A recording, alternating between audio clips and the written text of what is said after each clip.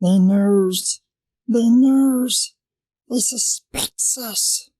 What's it say, my precious, my love? Is King Baby losing his nerve? No, never. King Baby hates Nasty Myers. King Baby wants to see him dead, and we will.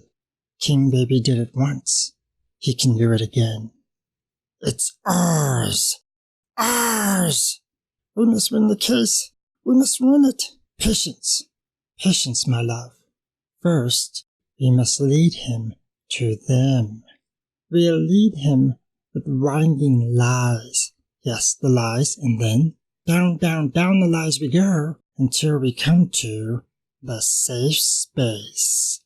And when he goes in, there's no coming out. SJWs are always hungry. They always need to feed. They must eat. All they get is filthy soy boys. And it doesn't taste very nice, does it, precious? No, not very nice at all, my love.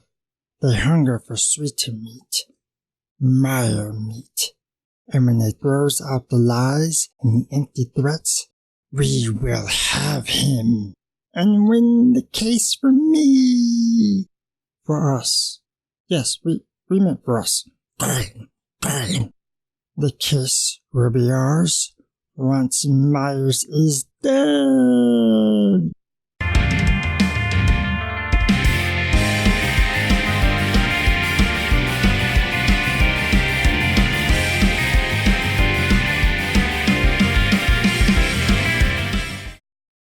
Oh, King Baby is back, dangling his cock cage for his sycophants.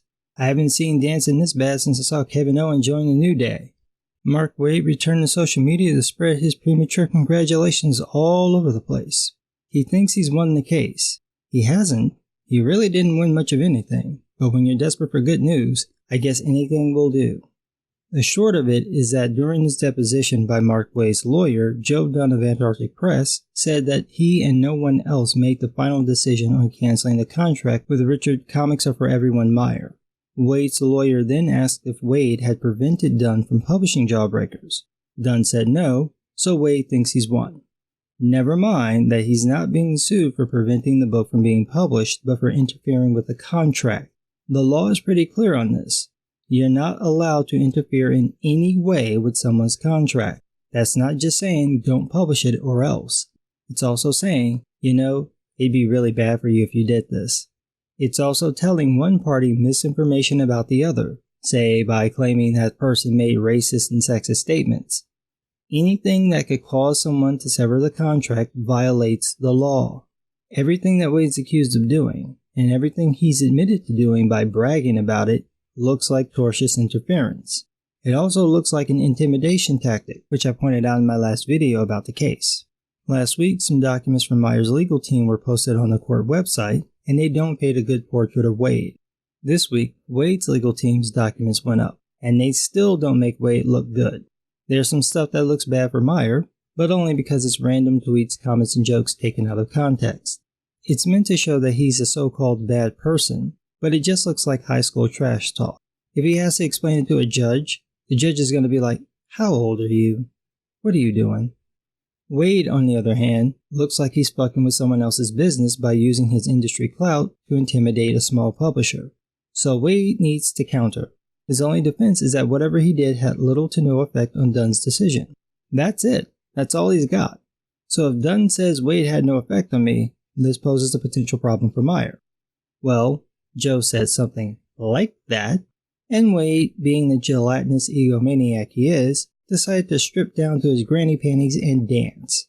He took to Facebook to jiggle that third chin in glee. Quote, "I'm sending this out to my GoFundMe supporters shortly. It's a happy update on the lawsuit filed against me by Richard Meyer, one of the perceived leaders of Comicsgate." Perceived by whom? Usually when people use perceived like this, they mean that whatever follows isn't true. So Waid is implying that Richard Come To Me, My Incel Army Meyer, is not a leader of an online consumer revolt known as Comicsgate. Thanks for admitting that, Mr. Michelin Man. Feel free to share far and wide, but prepare to be assailed by Comicsgate harassment if you do. Let me fix that statement for you. Feel free to share far and wide, but be prepared to be challenged by Comicsgate fact-checking if you do. As you'll recall, the main claim in the plaintiff's publicity-seeking lawsuit against me is that I committed what's known as tortious interference. No, they wouldn't recall because you didn't mention that in your original post, Kool-Aid Man. You only talked about your bullshit claim that a guy with biracial kids is racist. I mean, the last time your boy Zach was in a white woman, she gave birth to him. But he's so racist. But no, Mark, your readers wouldn't have a clue why you're being sued because you kept dodging it in your original post. By phoning up his potential publisher to allegedly coerce and intimidate him into canceling a graphic novel contract he had with the plaintiff. He has a name, Mark. Say it with me. Richard C. Meyer. You guys spent 2 years constantly repeating his whole name. Now your punk ass wants to play coy. There have been thousands and thousands of social media posts and hundreds of YouTube videos. Whoa, whoa, whoa. Somebody's adding a few inches to his dick size. There's maybe about 10 hours of videos, and I'm sure you've watched them all since you've clearly got nothing better to do with your time. Putting this forth to be the absolute, unassailable truth. Evidence. It's definitely a bitch. Using it, worst of all, as an excuse to spew all sorts of objectively bigoted, racist, misogynist bile towards any one of you who might defend or believe in me. Cracker, please. Don't nobody care about your little playdates. We're talking about you. When we want to talk about your witless minions, we'll call Chris Hansen. But here's one thing. Here's what the plaintiff kept from you. The publisher who I allegedly threatened and coerced was deposed last month and gave his testimony under oath. Meyer didn't say anything because he can't. You know there's a confidentiality and protection order on the case, right? I mean, you and your legal team submitted it to the court, which was accepted and applied on January 30th, 2019.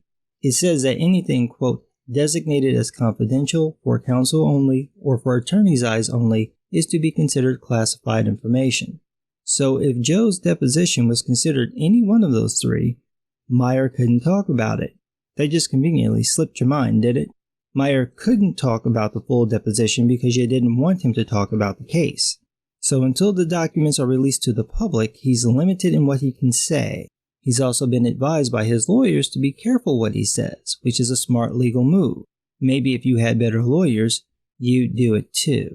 Here's a link to our recent court filing that allows you to read that testimony in greater context. But not full context. I wonder why. Let's try this. In the low bar is a link to the full court documents released on the court website. Now you can read everything, not just what Mr. Teletubby wants you to read. But let's cut right to the heart of it. These, emphasis added, are the publisher's actual statements regarding the unendingly repeated allegation that I somehow muscled him, statements made under threat of perjury. Question. Did you make the decision for Antarctic Press, correct? Answer. Correct. And that was your decision, correct? 100%. And you made that decision voluntarily, correct? And Mark Waid, did he do anything to prevent AP from publishing Mr. Meyer's book? No. That was great, Mark. Now let's read that in context. Before that first question, Wade's lawyer Pierce asks this, quote, does this appear to be a tweet associated with the Antarctic Press account? Answer. It appears to, yes. And this tweet also says, quote, Mark Waid did not bully anyone at our company. Do you see that? Correct. And that was sent out by Antarctic Press as part of its social media account, correct? Correct. And you say, quote, though he did call and express concern, Mark shed more light on the situation and other factors came into play that do not involve any staff or freelancers at any other company that led us to our decision. Do you see that? Yes, I do. So, Mark, let me repeat that. The statement in question says, quote, though he did call and express concern, Mark shed more light on the situation and other factors came into play. Translation. Mark Waid, along with other factors, affected Dunn's decision. That's what it says right there in black and white. What Waid told Dunn during the call affected the choice the man made. You're over here peacocking like you just got the one ring back, now your dumbass is falling into the fucking lava. Nowhere does your lawyer or Joe Dunn state that your pussy-ass call had no impact on Joe's decision, you dishonest schmuck. Joe's statement suggests the opposite. Your fucking call helped him change his mind. By the way, genius, you've got a problem. The timeline. It would help you so much if these documents weren't released to the public, but since you wanted to crip walk all over the place, let's take a look. Friday, May 11, 2018, 4:38 p.m. Dunn sends out an email in which he states he intends to publish Jawbreakers because he has a contract with Meyer, he's not sure where he's supposed to draw the line in so-called offensive speech, and because the people complaining don't even support AP's work.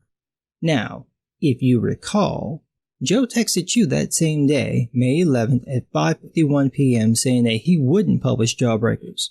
So in an hour and 17 minutes, this man randomly changed his mind. Oh, but wait. Within that hour and 17 minutes, a certain fat-ass busybody douchebag named Mark Waid called Dunn and spoke to him for about half an hour. Let's say that happened at around 5 o'clock. So the call ends around 5:30, and 27 minutes later, Dunn cancels the book. Before he talked to you, he writes a 2,000-word email defending publishing the book. After he talks to you, he wants to cancel the book. Oh, but you had nothing to do with it. Look, here's a picture of an old-fashioned double chocolate donut from Sam's Donut. I want you to go and get one and eat it, because that's exactly what it tastes like to kiss my black ass, you lying motherfucker. Fuck you, Mark Waid. And by the way, you weren't accused of preventing AP from publishing Jawbreakers. You're accused of involving yourself in Meyer and AP's mutual contract. This, finally, publicly validates everything both I and the publisher have said to anyone who would listen. Again, under oath, completely contradicting the plaintiff's claim, the publisher swore to the court that I did nothing to prevent him from publishing the plaintiff's book. Again, you weren't accused of preventing AP from publishing Jawbreakers. You're accused of involving yourself in Meyer and AP's mutual contract. Specifically, you're accused of intimidating Joe Dunn, which resulted in him severing the contract, which then prevented Jawbreakers from being published through AP. You're fixated on the fallout of the aftermath. Meyer is talking about the detonation. How are you this fucking dumb? You're over here like, I didn't make him crash the car. No, you just punched him in the eye, which caused his eye to swell shut, making it hard for him to see, which resulted in the car crash. You involved yourself in a contract that had nothing to do with you. If you'd made a public post saying whatever you said to Joe, you'd be fine. By calling him up to specifically talk about this contract with the apparent intent to get him to cancel said contract, you incidentally prevented the book from being published. The real issue, the one you're being sued for, is you interfering with the contract. There's no, however, following his statement, there's no but. Go read the actual deposition. I just did. Pay attention. It reveals the actual factors that contributed to his decision, none of which, as he has now attested, involve me. Except they did. Dude, you speak, read, and write fluent English. How are you not understanding the statement? Let's read it again.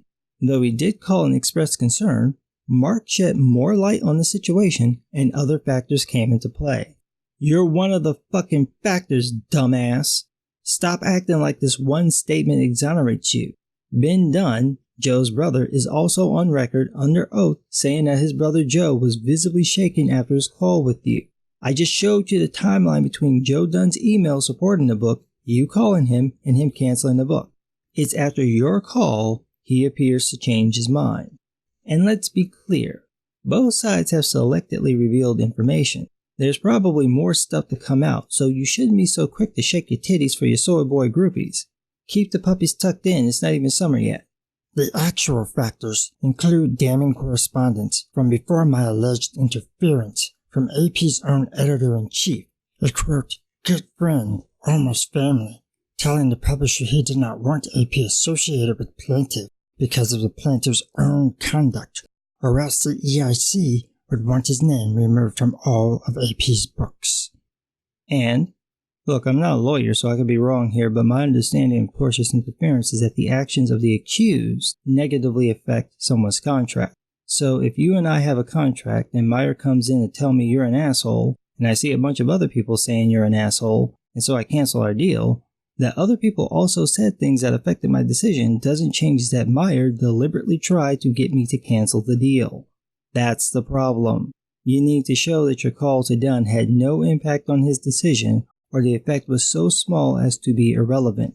The problem you have is that you're a well-known writer within the industry. Your name, and therefore your word and opinion, carry weight, which is probably why you thought you could call up a guy you don't know to give him advice he didn't ask for about a contract that doesn't involve you. The very thing you did implies that you thought your word in particular could influence Dunn's decision. And you admit that in your text to him, in your social media posts following his decision, and in your interviews gloating about it. That's tortious interference, sweetness. But let's say your call did make a difference. Why'd you call him then? No, don't click away from the video, Mark. Answer the question. If you didn't think your call would have any effect on Dunn's decision, why did you call him? If you didn't think what you said mattered, why did you text him after he went silent? Why were you so concerned about whether he felt bullied? Why did you keep asking him about that? It sounds like you thought your call would make a huge difference, Mark. That's tortious interference, Mr. Man. Don't have time to read the deposition? It's all nicely summarized in my lawyer's very enlightening reply to the plaintiff's most recent claims. Enjoy. Look, if I want to read bullshit, I'll just wait for you and your little venture with Kwanzaa to come out.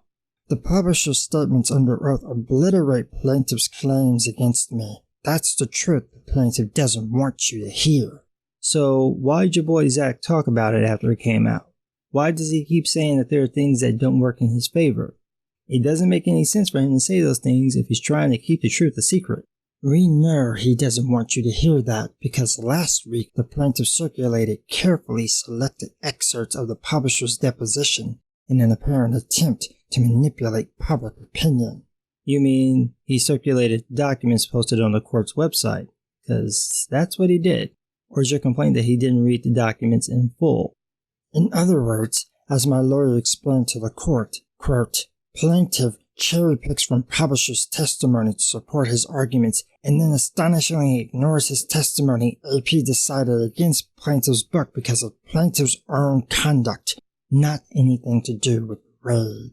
You mean like how you cherry-picked from Dunn's testimony to support your arguments, and then astonishingly ignored his and his brother's testimony that works against your defense.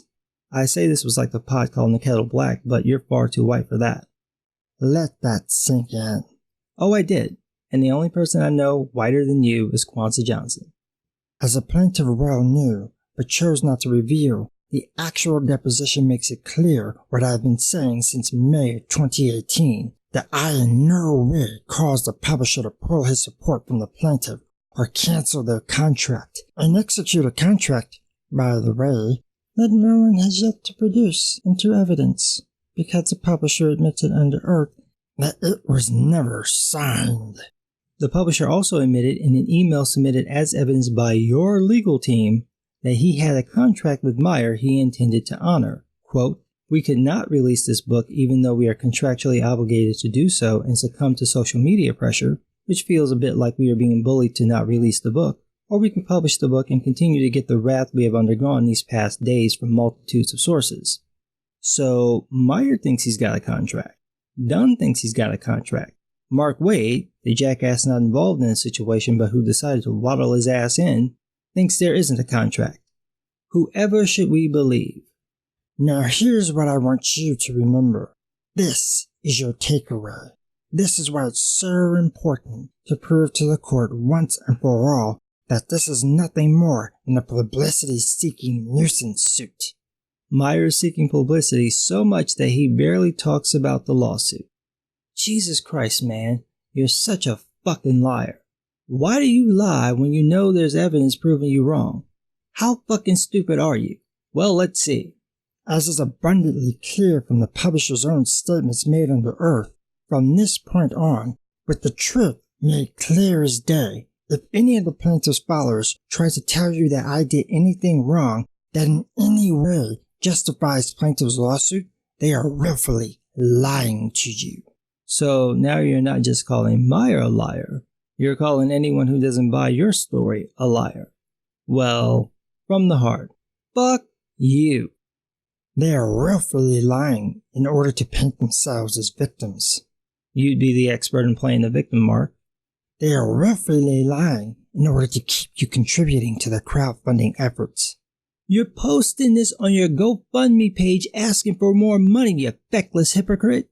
They are willfully lying to you in order to claim some moral high ground that they believe makes it honorable to spew hateful, disgusting abuse that mocks and condemns women, people of color, LGBTQ, MNOP, plus asterisk hashtag up, down, left, right, whole day, press start people, and others. I'm surprised the cross can hold your fat ass up. Here, I got a challenge for you, Waid. It took Jesus 6 hours. See if you can beat his time. Remember that. Remind others of it. If they try to lie to you, present the facts. Oh, please. Progressives couldn't find facts, so you put them in their fucking faces. Case in point, your lying ass. If they try to gaslight you, hammer them with the facts. Would those facts include Joe Dunn's lengthy email where he says not publishing Jawbreakers would feel, quote, a bit like we are being bullied to not release the book? Would those facts include Ben Dunn's emails and DMs with that umbrella guy where Ben says his brother decided to cancel the book after your call to him? Are those the facts you want your beta brigade to hammer us with? You know, this whole line of reasoning from you is starting to sound very familiar. Kinda like a tactic, an order being issued by someone to go after those he doesn't like. Throw the publisher's statement in their face. Keep doing it, because there is no better way to show the world that they willfully lie to you and others for their own gain. Is that what you did with Joe Dunn? Did you send your little beta brigade after him? Behind the scenes in super secret Legion of Doom Facebook groups? Is that how you do it? Rallying the troops to take down people you hate? Well, let them come. In the words of Bernie Mac, I ain't scared of you motherfuckers. This intimidation bullshit that you're trying right now, that's done, son. We're on to you, and we're gonna talk about you. We're gonna talk about all the shady shit that you do. This secret police Gestapo shit, we're not tolerating that. So you can go and tell your bitch-made sycophants we ain't having it. So where does that leave us? Exactly where we began, with you lying your fucking ass off and still not knowing when to keep your mouth shut. Where is your lawyer? Where is Mark S. Zay Esquire, Super Attorney at Law? Why are you posting this shit? It's past your bedtime. Go to bed. I wish I could say that all of this puts an end to this nonsense. Unfortunately, the courts move slowly. That's because you keep fucking stalling.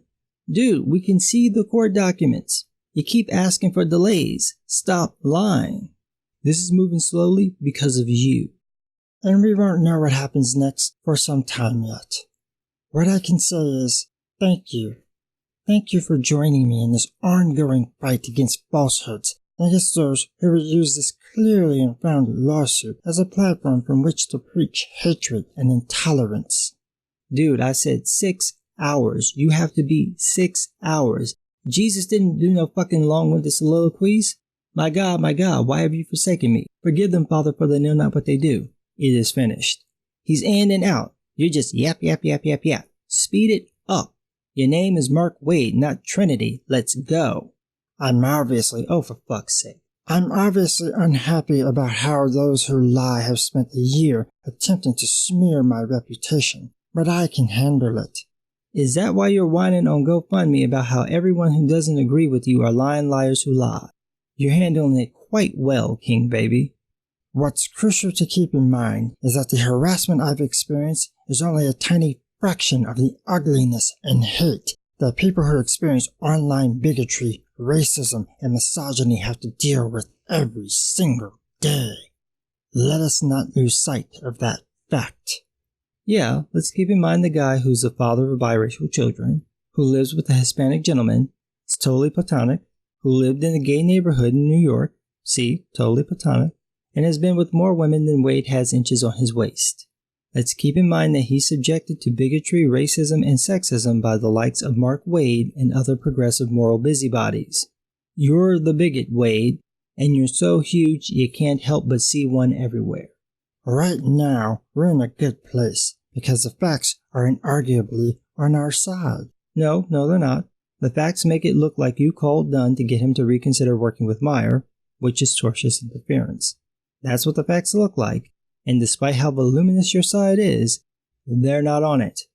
If I need your assistance again, and I may very well, I'll send up the signal. That's a really unfortunate statement. Look, up in the sky, it's the virtue signal. And lo, how the cock cage calls to the soy boys, come. Well, y'all have never done that before. Jingle your way over. You're literally admitting that you're calling your horde of dumbasses. You're gonna sick your little puggles on us? Whatever shall we do? In the meantime, I will keep you apprised whenever I legally can. Be well. Be fucked. I've watched the way you've behaved online for the last 4 years, starting with how you treated Allison Tiemann from the Honey Badgers. You're a terrible person, Mark Waid. You do terrible things to people, and all of your industry friends know about those things. That's why a guy like Meyer can outfund you despite all your connections. The worst you can come up with about this man is that he called someone a cum dumpster. The tamest thing I can come up with about you is that you blocked a black Gamergate supporter after you said that Gamergate was a 21st century KKK and he said he supported the revolt. I'd need a whole video to list the worst shit you've done. You're not the good guy, Mark. You think you are, but you're not. You're the villain, and you keep proving that every time you open your mouth. The sooner you realize that, the easier it's going to be to resolve the situation. You think you're going to bully a Marine into backing down. Really? I don't think that's going to work, so you got a few options. Settle the case, keep dragging it out, wasting your money along with his, or go to trial and pray you get the dumbest judge or jury in Texas. You can keep spending your lies to your pity posse all you want. No normal people will believe you. Want proof? Look at Nick Rekieta. It's that basic, dude. You cross the line, have the integrity to admit it. Otherwise, you're going to look like a Unicron-sized asshole instead of a regular asshole. But what do I know? I'm just some guy.